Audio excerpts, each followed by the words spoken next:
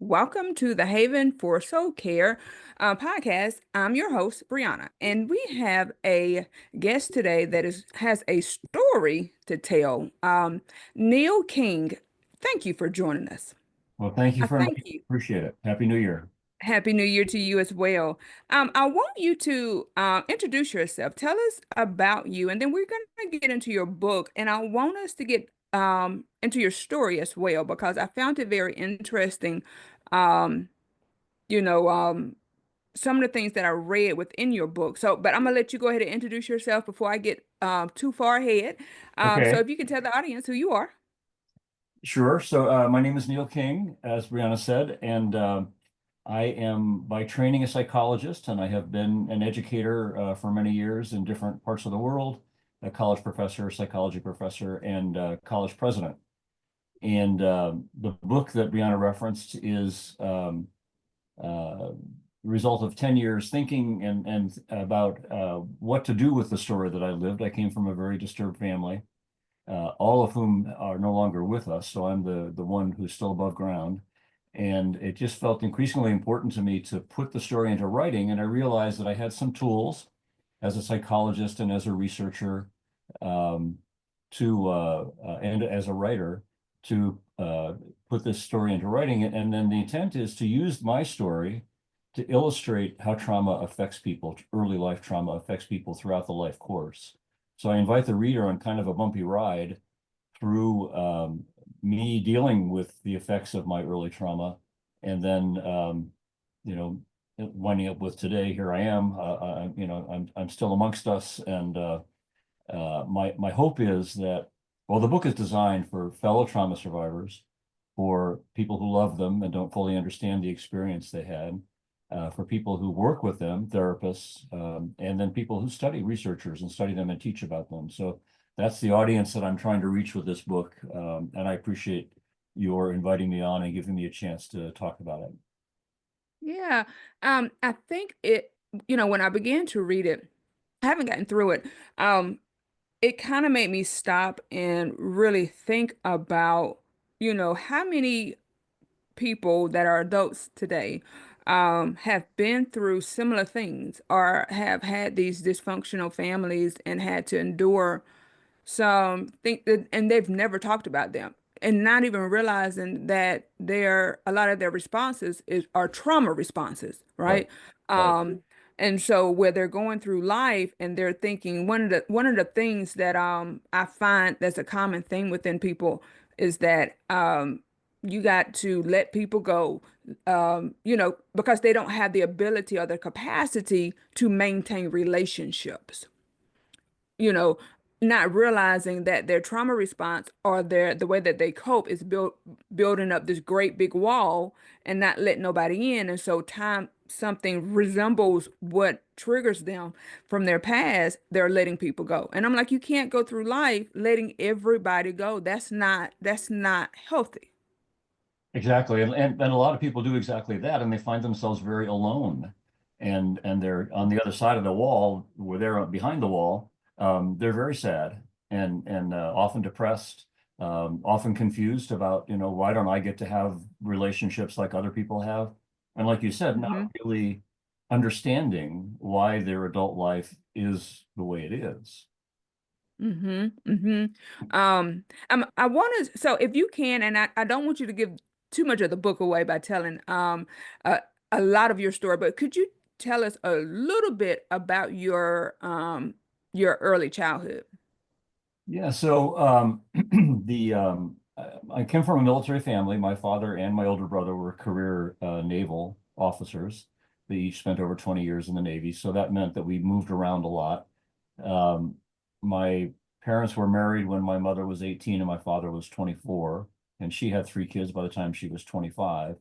The earliest memory I have, which I talk about in the book, is of setting a clothes closet on fire with my older brother, where we had been abandoned by my father was overseas with the Navy. We had been abandoned by my mother, and neighbors took us in. And I learned much later as a psychologist that fire setting is a frequent behavior of abandoned children who are frightened and confused and don't know what that means.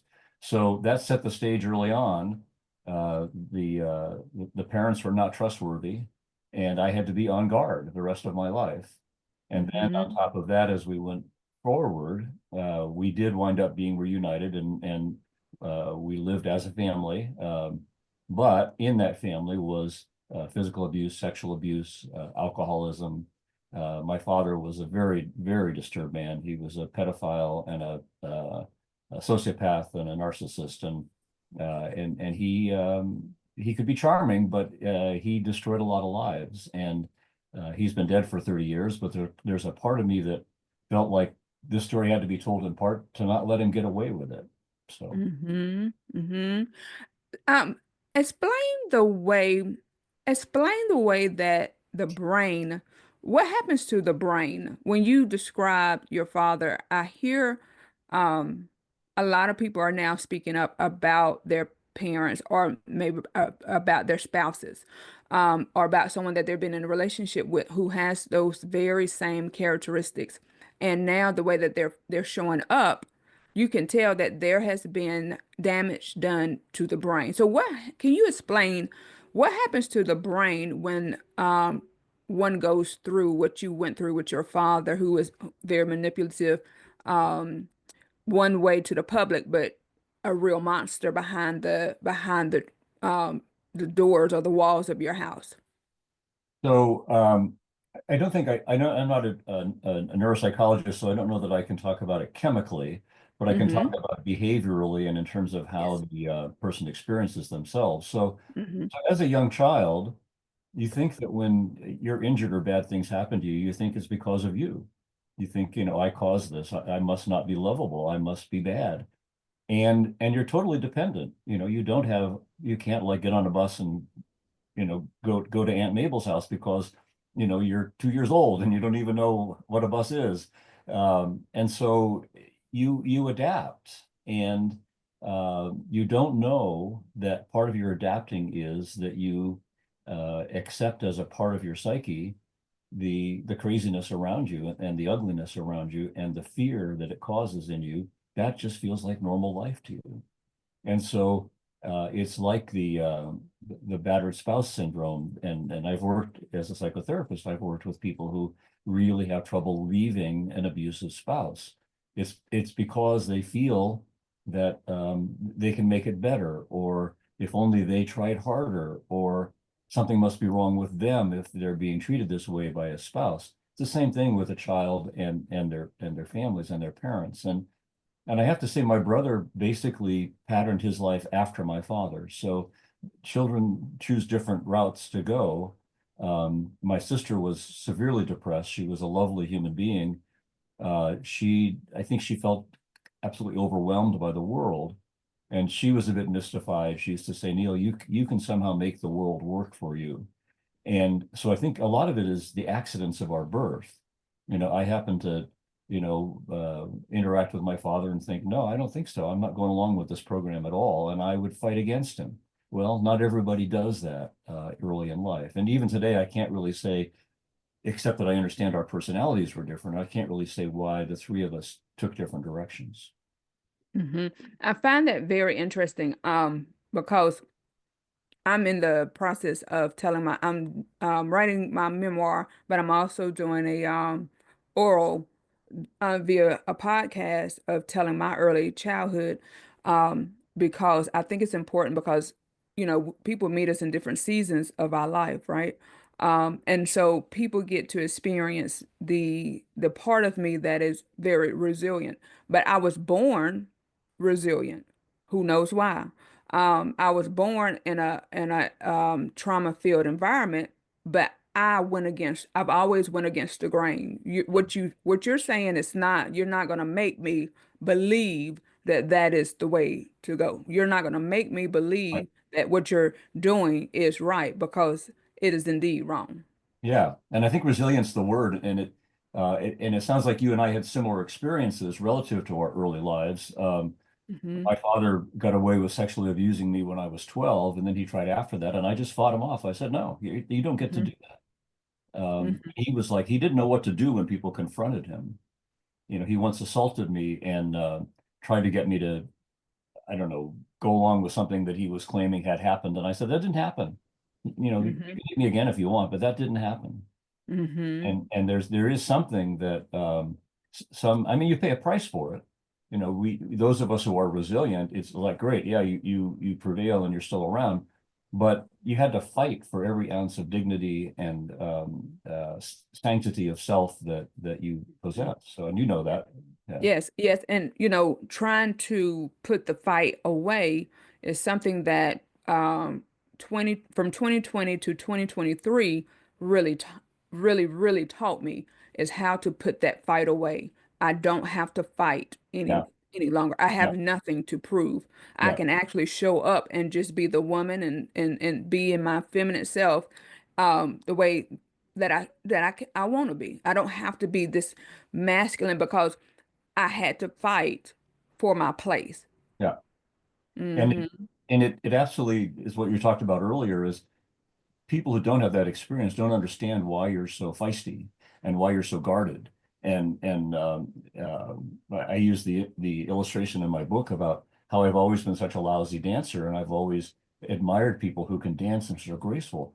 But I grew up with a huge tension at the core of my being that infected my whole body, and it left me feeling kind of stiff, and I don't get to enjoy having music inside of me the way that I see other people doing, and that's just part of what happened and part of who I am. And so, but Hmm. like you, writing this book surprised me in that one of the things I decided going in is I'm going to tell my secrets and I'm going to throw off my shame.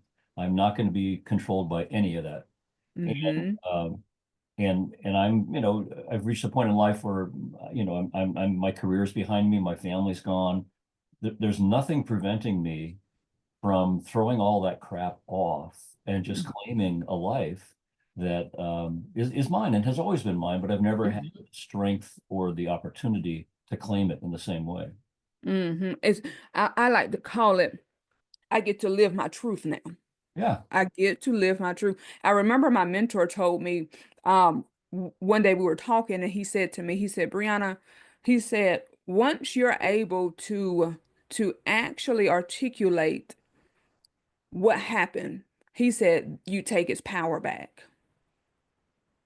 absolutely true. And, you know, I knew this, but I didn't know that for me, if that makes sense. So I knew that I could tell you that. But for me, for this particular area of my life, I never could come out and actually say this is what it is and this is what happened. You, you Because have to for know it from me, inside. It has to get real inside of you. Yeah. because I felt that that particular part of me, if I said it, then it would show an area of weakness. And I can't let people see me being weak. Yeah. Yeah. And I feel the same thing about shame. Shame really, I spent so much of my life being so ashamed of what happened to me, being so ashamed of my family, blaming myself, and felt like, if anybody knew all that stuff, they would just think I was some kind of diseased, or they would feel pity for me, and so I just, I was the hero in my family. I put on a mask of, I was a good student and I was a passable athlete and I was social and, I was happy-go-lucky, but behind all that was a whole different reality. Mm-hmm. Mm-hmm. I um I never wanted the spotlight to be on me. It was horrible. I never wanted the spotlight to be on me. I would only do the bare minimum so that nobody would call me out to say it, but I was for whatever the reason, and again, some of us I really want our audience to understand that sometimes God gives people unique abilities and you're just born with it. And so I had the unique ability to be able to hear and actually understand things far beyond my years. And so I could sit in school and never do my schoolwork, but if my teacher asked me, well, do you know? And I could literally tell her from the beginning to the end, like, Mhm. this is what it is, and this is what it is. And, and I remember one teacher telling me she wanted me to write, and I've always been a writer, really good writing.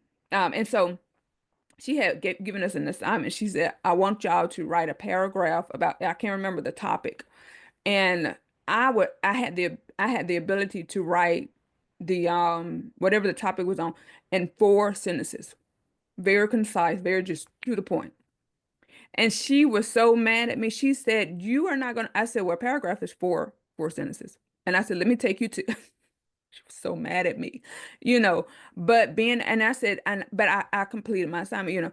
But it doesn't. But I felt weird, you know, like something was wrong with me Mhm. that I knew these things and I had to stand up and constantly fight for what I knew versus just going just along with the grain and just I've always been one to just fight. But it also made me feel weird and it also made me have to walk alone a lot of the times.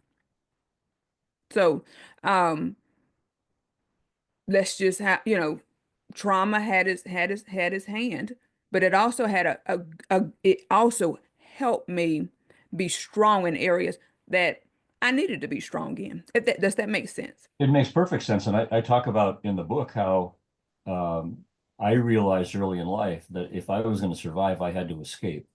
And, Mm-hmm. and it was escape my family, and then it was escape kind of anything that I felt threatened by in terms of it was going to get inside of me and affect me in a vital way. I would, so I could, people would be surprised, like I could be in a professional setting and I could feel that this situation was getting hostile, and I thought, I don't need it.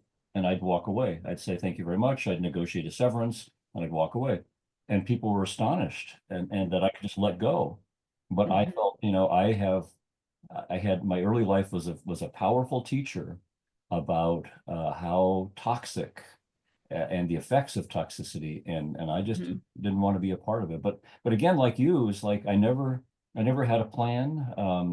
I never thought too much about money. I just thought about maintaining my integrity, staying alive, and working. I knew that I was constantly working on trying to regain uh, being a whole human being, and I knew that I had work to do to make that happen. So, Mm-hmm. Mm-hmm. I want us to talk. I don't know if you, I don't know if you ever get into it, in your book. Let's talk about the impact that religion has on one who has been through trauma and how that informs and how that shapes, a person. well, I think it's different for different people. Mm-hmm. I was raised Irish Roman Catholic, and one of my abusers as a young man was a monk. And in my clinical practice as a psychologist, I worked with people who had been abused by religious people, by clerics. Um, and in my uh, world travels, again, a part of it is escaping. I was a conscientious objector during the Vietnam War, and at that time, you were required by the government to do 2 years of civilian service. So I had the opportunity to do that in the developing world. So I spent a year in Southeast Asia and a year in North Africa. And I realized some of I talk about this in the book, some of the people who were my students, they approached me and asked me to do a class for them, were Buddhist monks in Southeast Asia, in North Africa. And I think it's people sense that I've always had an appreciation of and a curiosity about different avenues, spiritual avenues, different avenues to the divine, if you will, different cosmologies. And I've never felt that there's one right one. So in Mm-hmm. some ways, my religious upbringing, along with my family, pushed me out into the world, which resulted in my encountering other ways of explaining the life or living a life of spirit and explaining, you know, divine mysteries and everything else. And so at least in my experience, the world of spirit was a great ally and a great resource for me. And some people Mm-hmm. would maybe say that's their religion. I don't, there's not a right or wrong answer, and I don't pretend that the way that I experience it is the way that other people should experience it. So, Mm-hmm. Mm-hmm. But I'm glad you explained it though, because I think sometimes people get a little confused about how they feel or perhaps how they're being informed, um, through whatever way that they're practicing. I know I have a one of the parts of my book in my story and what I'm going to disclose on my podcast is um the and it's going to sound funny when I say this, but the church ruined me because before me actually really immersing myself into church per se and being active as a child, I grew up, and what informed me was just having that relationship with God, and it wasn't a hard thing. It wasn't rules and all of this. I just knew that's how I could escape was getting in this place and speaking to Jesus and actually having these encounters. But then when I got into the church, still being unhealed, needing to be healed in these areas, that when with the rules and the regulations and some of the way that they were teaching, it made me, I want to say, worse than when I came in. Like it made me worse. It made me think I really was the problem until, some other things happened. But I hear a lot of people who come in to see me talk about, well, this happened to me, but this is what they're saying to me. I need to pray, and I'm not praying enough, or I'm not reading enough, and I'm like, that's not it. That's not gonna help you. I'm like, that's not gonna help you. Yeah. What's gonna help you is this, this, and this. But if you think that prayer is all you need, then you're gonna stay right where you're at in this little trauma loop that you're going through until you get sick and tired of being sick and tired. Yeah, I don't know if you or how what your experience is working with the LGBT community, but I write about it in my book that Mm-hmm. as a gay man in my generation, the law said that we were criminals, the Mm-hmm. church said that we were sinners, and the psychiatric establishment said we were sick. And Mm-hmm. on top of that, as a gay man molested by my father, there's something in the popular culture that says, well, you're gay because you were molested. And so disentangling all of that, which I talk about in the book, and like you're saying, the major institutions were not helpful at all. And Mm-hmm. I had to do my own work. And during my doctoral study at Berkeley, I had an opportunity to work with some really amazing therapists and to do some really significant research. And it was a different generation.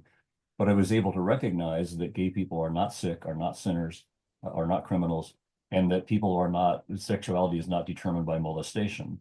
And in Mm-hmm. fact, I worked with a number of straight men who were molested by men and who were confused because they didn't know why they loved women, they responded sexually to women, they didn't understand why they also had this other experience that maybe they responded to as well. So Mm-hmm. I think I'm agreeing with you that if you just accept, well, you got to pray, or you get sent to jail, or you get told you need forgiveness.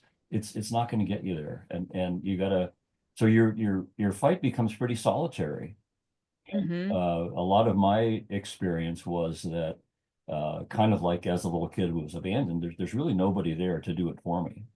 Uh, Mm-hmm. my job is I got to figure it out. So I was born, an articulate white man who's pretty well educated, and so those give me privilege and steps up that not everybody has, to work with. I understand that, and I'm grateful Mm-hmm. for that.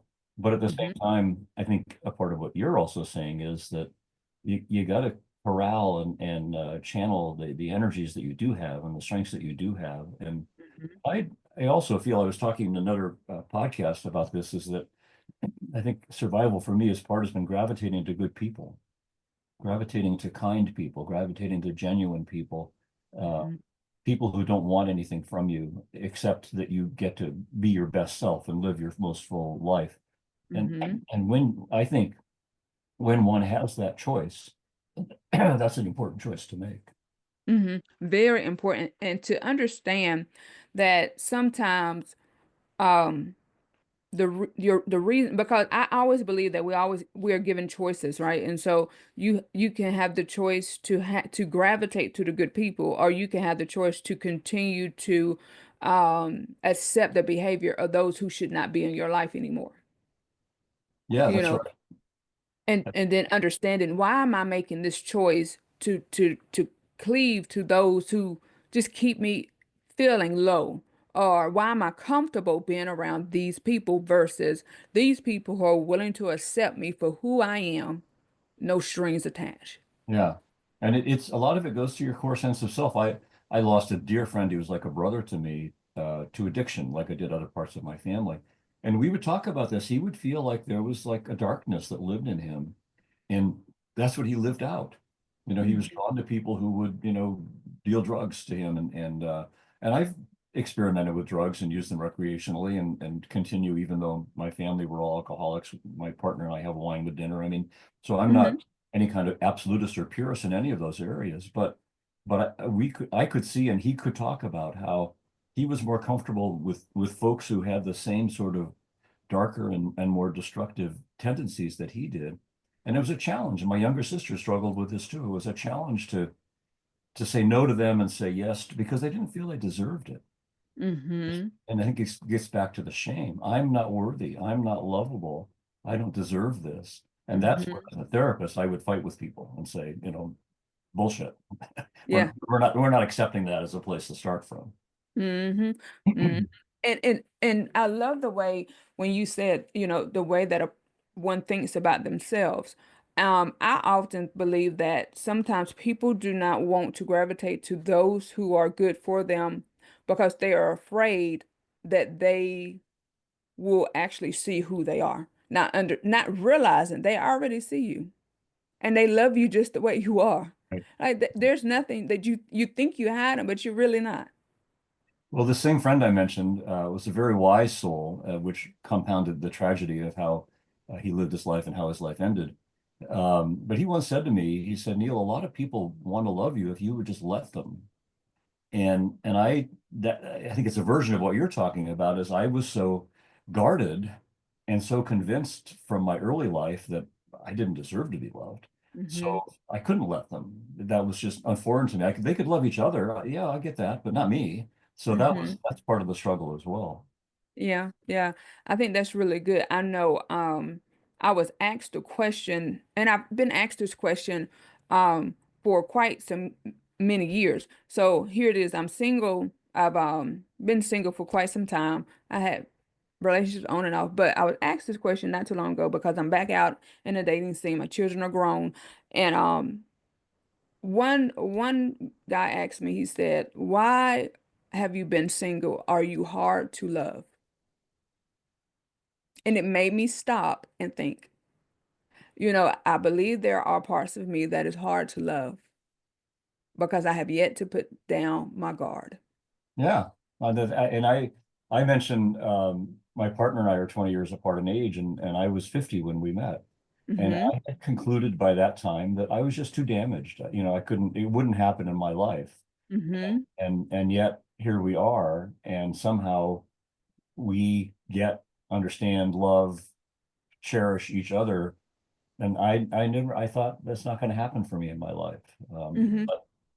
But part of it's being guarded, and part of it's really holding on to my standard was such that I'm not settling for Yeah. anything other than something that's really powerfully real. So Mm-hmm. So tell us, how did you meet your partner?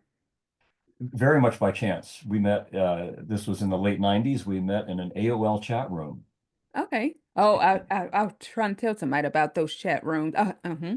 Yeah, well, it predates a lot of people today, and I date myself when I talk about it because it was almost 30 years ago. But he was struggling with coming out, and he was in a chat room where that he had a couple of people had hit on him really hard in sexual terms, and that was not where he was at all. And he was just about to leave, and then I read his profile and said, "Oh, hello," and it was like the simple fact of just saying, "Oh, hello."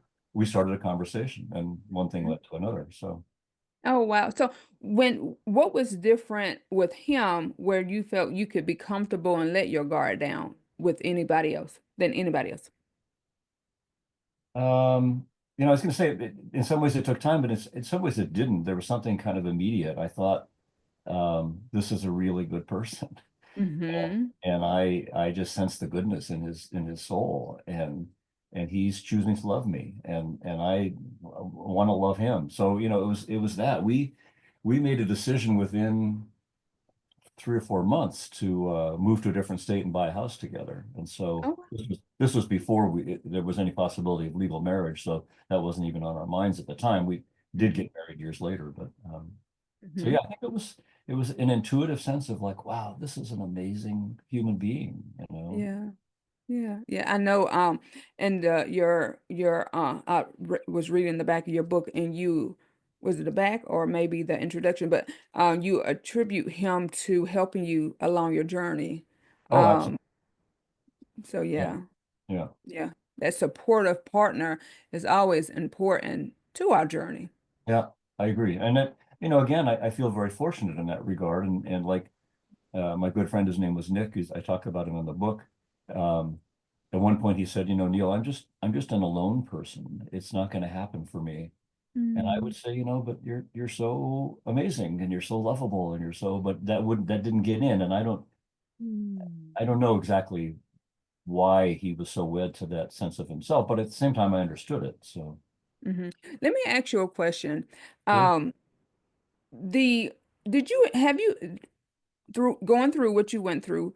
Um, did you ever struggle with receiving love or like you gave your friend that compliment and because what I'm articulating when you said it is that he was having a hard time receiving the good, when people could see the good in him, he couldn't receive that. Did you ever go through that Oh, kind absolutely. of And he's the one who said to me, a lot of people would like to love you, but you have to let them. And I hard? almost didn't even know what he meant. So yeah, I think for the longest time, again, because I'd been abandoned, I'd been abused, I'd been beat up, I'd been, and my response was just to put on a happy face and go out and meet the world. And but it never occurred to me that, and I mentioned this in the book, I would visit other people's homes, high school friends and college friends, and see what their families were like and what their home. And if you guys live on another planet. When I go home, this is not what I experience. And Hmm. so it just reinforced the sense that they and I were different. Yeah, yeah. How did you get to a place? For one, I want you to explain to the audience because sometimes we don't know that we are even in a place where we're not Right. receiving the compliments, or sometimes people, if you give them a compliment, they have a rebuttal to the compliment. How would you explain it to them, or help them to understand that they are a person that's not receiving? They have a guard up. Well, I think we know it when that's the case. And I think people's reactions probably tell us that. So I think I substituted, as I say in the book, work was my addiction. And I substituted accomplishments for love. So I thought, okay, if I get A's, that's kind of, being recognized. Um, this surprised me both in high school and college. My classmates elected me to be student body president. I was like, well, why? But okay, thank you. That's very complimentary. Um, and in some ways, I think they thought I was different, and they kind of put me over there on that shelf. And that was where they're gonna put me. So um, I think the person knows. And the big challenge is what you do with that. And so you can sink into as I think my sister did, a depression, and then leading that into addiction. Or you can pray in whatever way, whatever that means to you. I talk about in the book, there's this wonderful acronym PUSH, pray until something happens. And Mhm. and I substitute for prayers like whatever. I'm a big believer in mindfulness meditation. So for me, that's a kind of prayer. It's just kind of like create a space for it, make room for it, and let it happen, and continue to live your life with the belief that ultimately there is love for you and there is a place for you. But Mhm. it's hard. It's hard. It sounds like Yeah. you know that, and I know that. So yeah. Yeah, 'cause for I have to be mindful.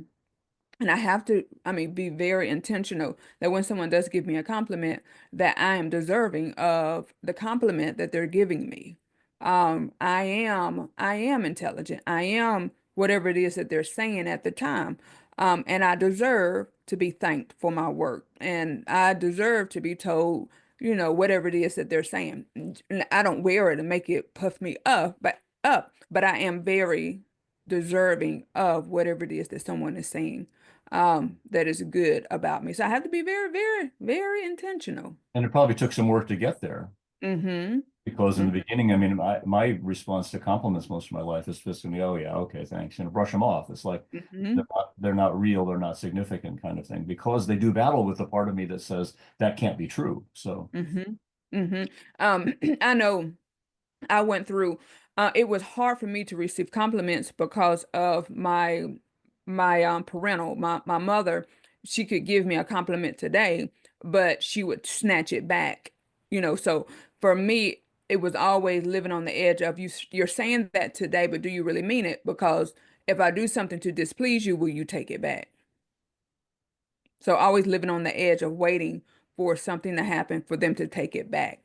Um, because for me, I believe in being very genuine. So if I say it, I mean it. And if I say it, it's after I've shown you love. So when I say sometimes we're born with certain things, like I just had the instinct to know that love is an action word, and I'm gonna show you how much I love you. I don't know if some it was a commercial that used to be, I don't know if I seen it on TV or on a meme or something, but anyway, where the child is bringing something to the parent, like this is showing them love, right, you know here's my love for you. and it's And that was always me. we see that in animals bringing their toys, or bringing, a cat caught a mouse and brings it in as a gift for their. This is the Yes. same thing that a child does, is trying to demonstrate, but also asking for love in return. I think by those same gestures, and Hmm. yeah, and it's when you have. I think I learned as a psychotherapist as well, is when your trauma is very early, as mine was, you don't have a very well developed sense of self, intellectual capacity to understand. So it really kind of becomes a cell of your being, and a big part of who you are. And Hmm. I work with adults as a psychotherapist. A lot of times we start out by getting them to recognize that they have resources as a 35-year-old or a 45-year-old that they didn't have as a 2-year-old or a 3-year-old. And Hmm. with those resources, and with me as a companion on the journey, um, you can engineer a different result than the life you've been leading to that point. And that was Hmm. often, a revelation to people. They didn't realize that they were just carrying unconsciously all of this stuff that they had absorbed uh, early in life. So, Hmm. Hmm. I love it when pointing out to people about learned behaviors. Like you're doing that because you learned that right, early on. You learn to make excuses for those who mistreat you. And so here it is, you're an adult and you're making excuses for this person who treats you poorly.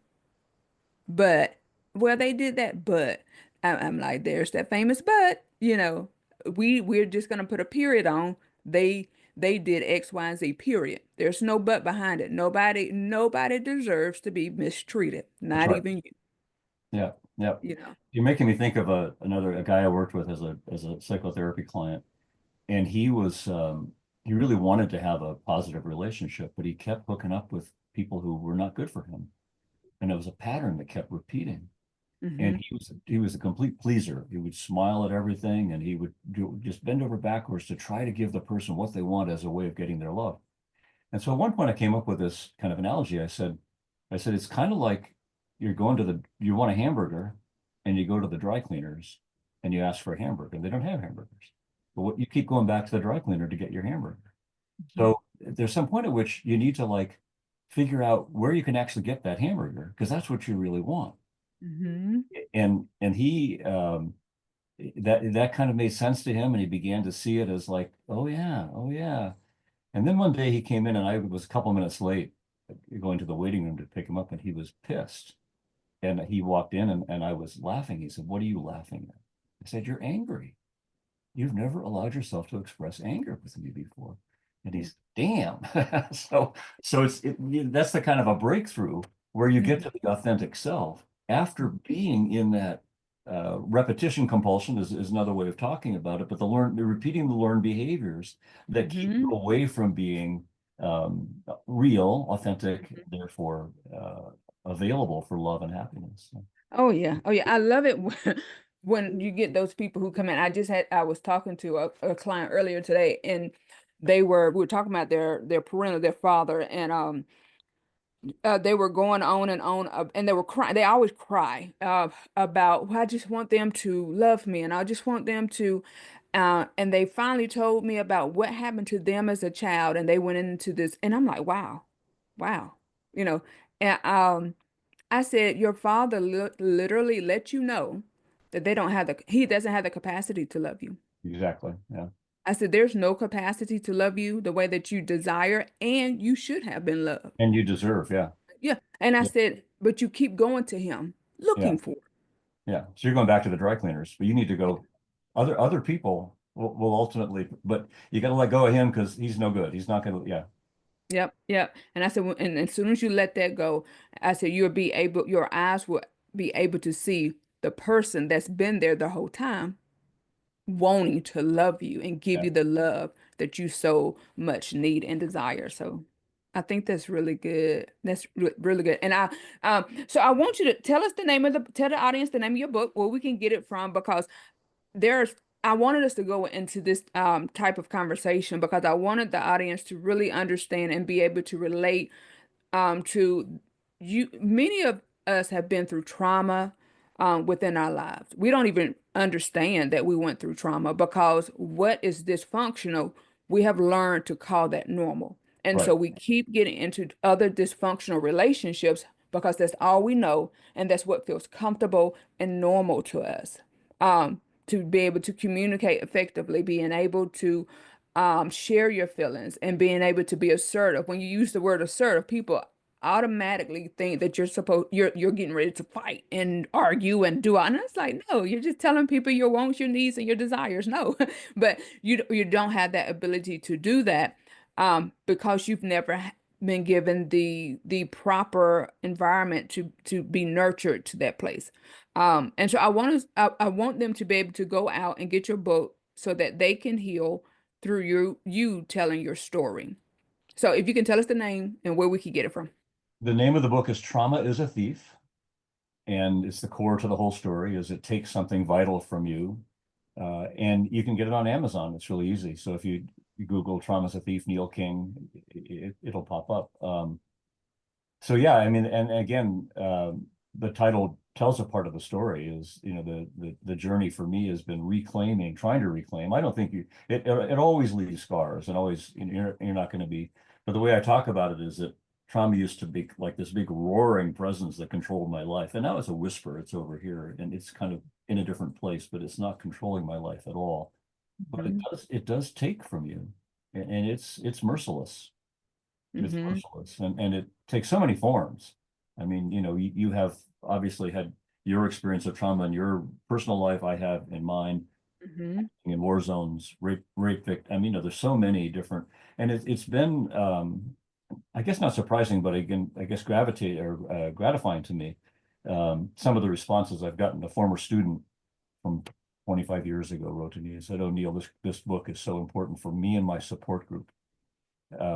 Another person who I don't know all that well, but she said, I'm about halfway through your book, and I just want to tell you that I was gang raped when I was 17, and so it really speaks to me.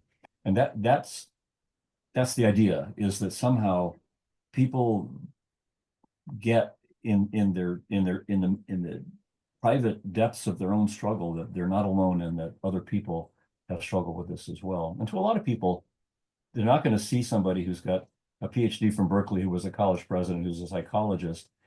They're more likely to experience that person as the expert who's analyzing other people's experience. And I thought, well, I'm that, but I'm also this human being who had to go through it to get there. Hmm. Hmm. Hmm. And people can relate more so to people who've actually been through it versus somebody who's just coming from a textbook. Absolutely. Um, when I can tell you that I can understand and sympathize and have empathy for you, but I can also tell you that you can, because I've gotten through it myself. Right. There is another side to this if you're willing to work it.